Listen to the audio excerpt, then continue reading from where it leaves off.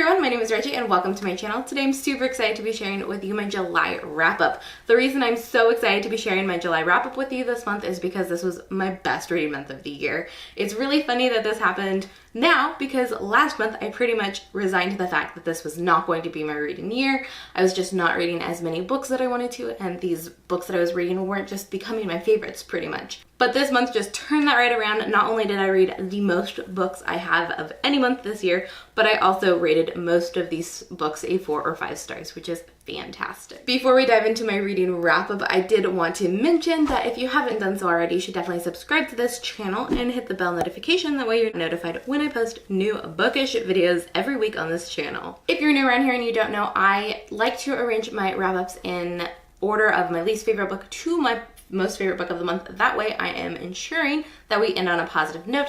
However, this month was very hard because a lot of the books, like I said, were 4 or 5 stars. So the first book I have to talk about is Definitions of Indefinable Things. This is by Whitney Taylor.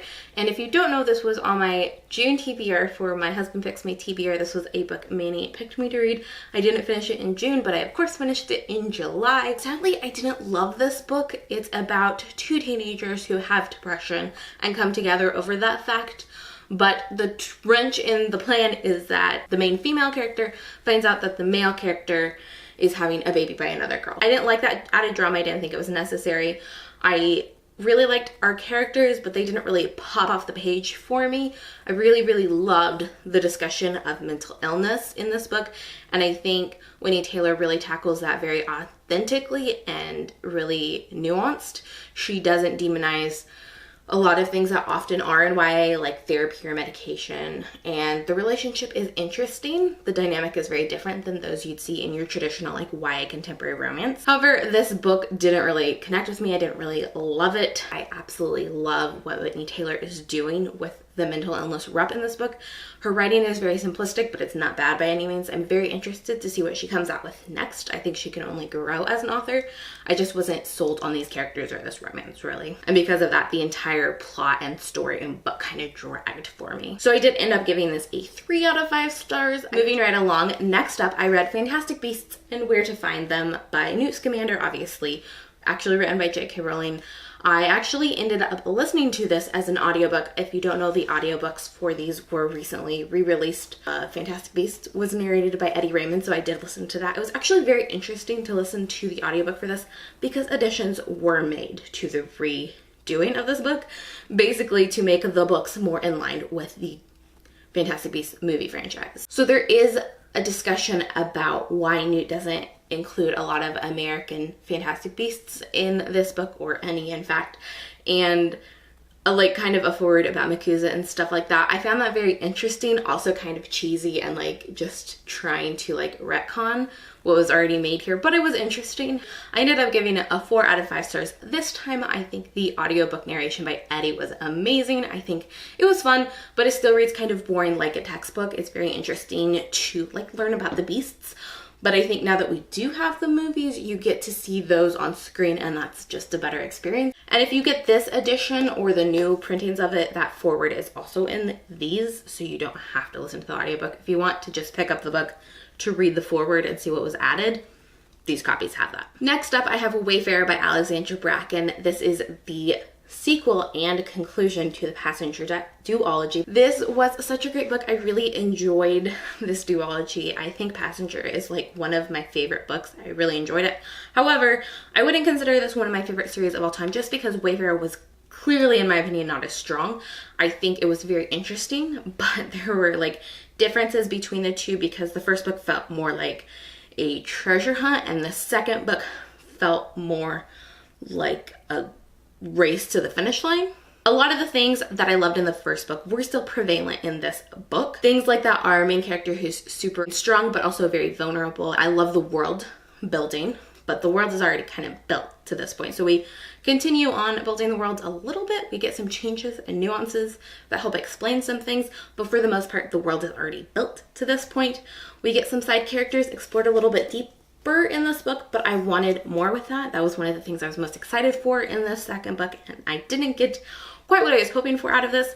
And then my other favorite thing about the first book is kind of the places we visit and how in detail Alexandra brings those places and times to life. While it was still very prevalent in the second book, I think it took a backseat to, like I said, this race to the finish line, this like goal to finish and figure out everything. And for me, it like fell to the wayside, which is disappointing because that was what I initially loved about the first book so much. If you watched my wrap up from last month, you'll hear me talk about the audiobook for this. I did listen to the audiobook for Passenger and Wayfarer. I don't think that the audiobook did Passenger any favors, and I think the same can be said for Wayfarer. So it's very possible if I physically read this, I would feel very differently about it. Regardless, I gave this 4 out of 5 stars because I enjoyed so much about it. So much of what I loved from the first book was still in here, and I found the ending, while like kind of wrapping things up with a little bow, really like satisfying. Next up, I read Runaways Volume 1, Find Your Way. This is written by Rainbow Rowell and illustrated by Chris Anka. And this, if you don't know, is a continuation of Brian K. Vaughan's original Runaways, which is a graphic novel series that details a bunch of teenagers who find out that their parents are supervillains and run away. This continuation of the story is written by Rainbow Rowell and continues years after the first run of Runaways ends, and we kind of continue on with our runaway characters. And it's kind of them having gone their separate ways, coming back together, and it's very interesting. I really enjoyed it. I think Rainbow Rowell gets these characters so much, and that's beautiful to see. I think the plot was a little slow moving, so I'd like to see more things happen in the second volume, but as is, I give this one a 4 out of 5 stars. Next up, I ended up reading Giant Days Volume 1. This is such a cute graphic novel series. I loved this so much because it details a group of college kids who are just so unique and quirky and fun, and their adventures are kind of silly and great at the same time. I think they're fantastic. I think moving forward, this will be a really fun read, and I'm excited to see what else we have in store for this one.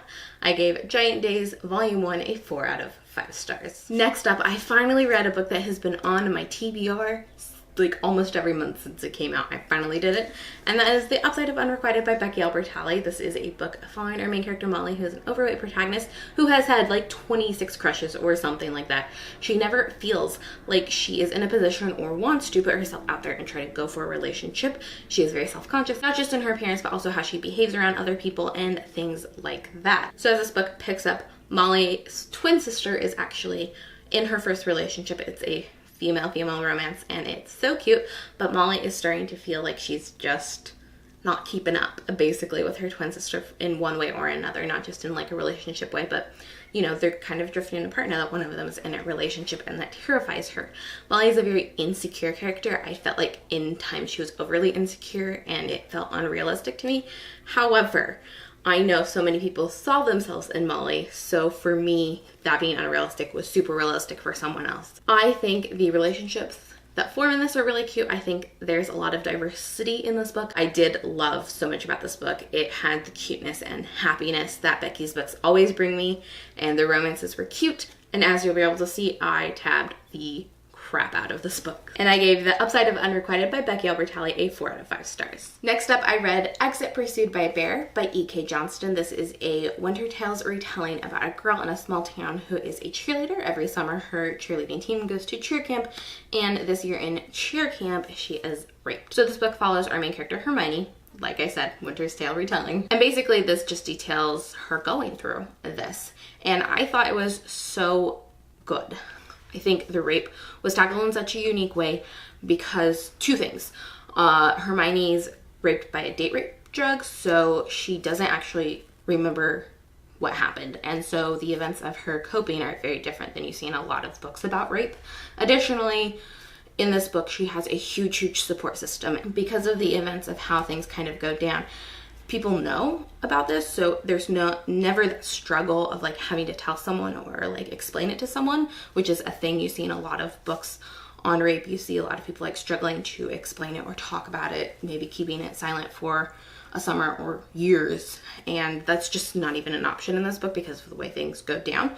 And because of those like differences between a lot of stories about rape that I've read and this one, I think it brought a new perspective and a new like story to the table. I think the biggest thing for me was that Hermione had such a huge, incredible support system around her. Her parents were incredibly supportive. Her best friend was incredibly supportive. But she also went to her pastor, who was super supportive, her cheer coach, who was super supportive, the police officer that helped her that was super supportive. She also went to therapy. Her therapist was fantastic.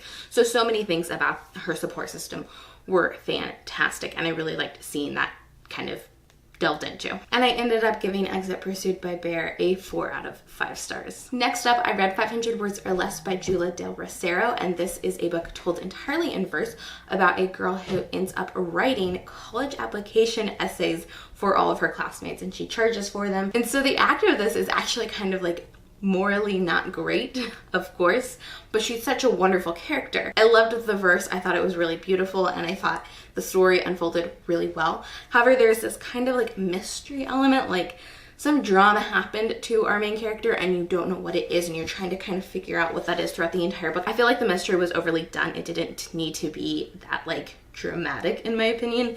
Additionally, I think the like how things ended up concluding or wrapping up was a little too clean. I don't really like when things wrap up too easily or conveniently, and this definitely did that for me. But so much of this was so interesting to explore young people in that transition, trying to figure out what's their thing and what to write about college essays. I remember that point in my life so vividly. So I really liked this book, and I really liked what it brought to the table, and it was unique and different for me. So I gave it a 4.5 stars. I loved it. And this is a book I read as an e-arc, so I don't remember the exact date it comes out, but I'll put that on the screen. I definitely recommend pre-ordering it, getting a copy from your library, whatever you gotta do, because I definitely think it's worth your time. Next up, I read A Reaper at the Gates by Sabaa Tahir. This is a book in the Ember and the Ashes trilogy. I keep trying to say trilogy. It's not a trilogy, it's a series. There was so many interesting things that came into play in this book, so many reveals. I can't talk about it too much because this is the third book in a series. This follows our main character, Laia, who is of the Scholars. So basically the Scholars are the working class of this world. This is a Roman-inspired world. There's a rebellion that her family was kind of a part of, and it's really hard to explain all of this. We also follow Elias, who is a guy who is at the Marshals training school, who is like the people that the Scholars are rebelling against, and they're the people fighting for the government or the people in charge.